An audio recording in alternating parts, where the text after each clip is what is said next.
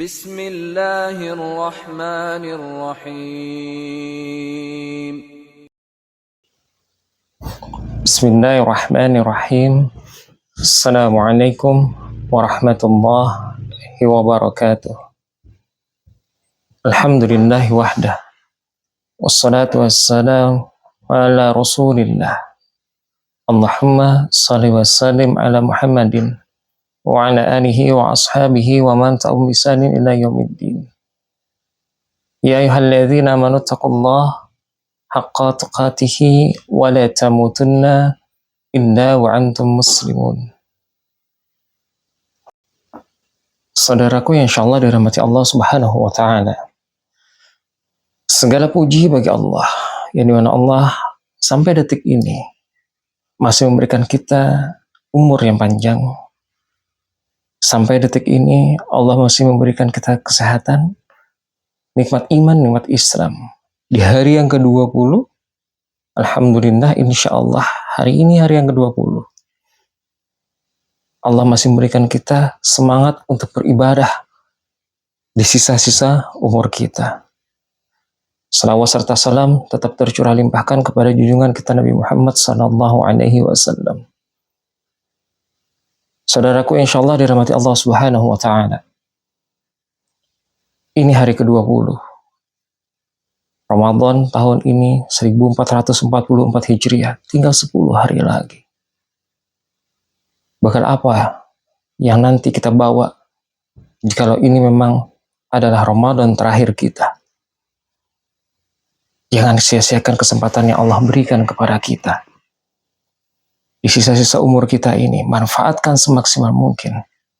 Insya Allah, jika Allah panjangkan umur kita sampai di akhir nanti Ramadan tahun ini,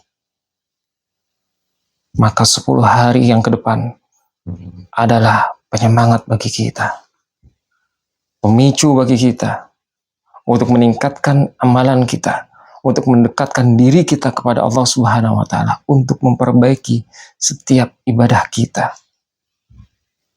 10 hari terakhir ini adalah hari yang ditunggu-tunggu sebenarnya, puncaknya dari bulan Ramadan.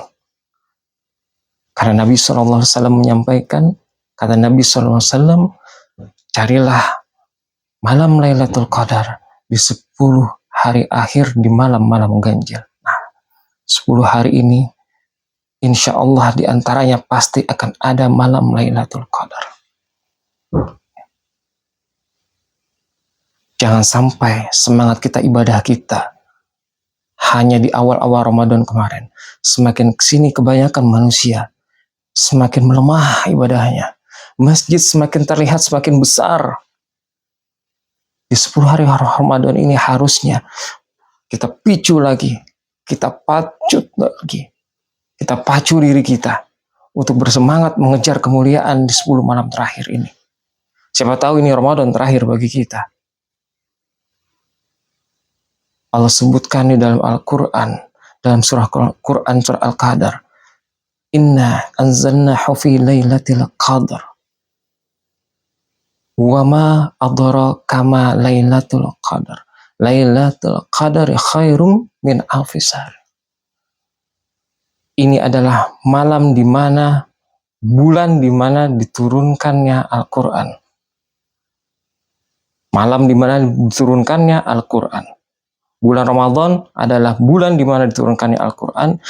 Malam Lailatul Qadar adalah malam diturunkannya Al-Quran. Ya. Tahukah kamu apa itu malam Lailatul Qadar? Malam Lailatul Qadar adalah malam yang lebih baik dari 1000 bulan. Subhanallah. Amalan yang sebentar, ibadah yang sebentar yang kita lakukan pada malam Lailatul Qadar itu lebih baik daripada 1000 bulan atau 83 tahun lamanya. Yuk, ajak diri kita, keluarga kita untuk beribadah di malam-malam Lailatul Qadar. Amalan apa yang kita lakukan di malam Lailatul Qadar? Ulama berpendapat, perbanyaklah amalan-amalan ibadah. Seperti apa? Dimulai dengan sholat isya, berjamaah misalnya, dilanjutkan salat tarawih, salat witir, baca Quran, iktikaf, zikir sebanyak-banyaknya, di masjid tentunya dilakukan. Siapa tahu salat kita, zikir kita, baca Quran kita saat itu dilakukan malah di malam Lailatul Qadar, maka pahalanya itu lebih baik daripada 1000 bulan di hari-hari yang lainnya. Terus bagaimana seandainya jika seorang istri ingin melakukan iktikaf juga di masjid, tapi banyak kendalanya,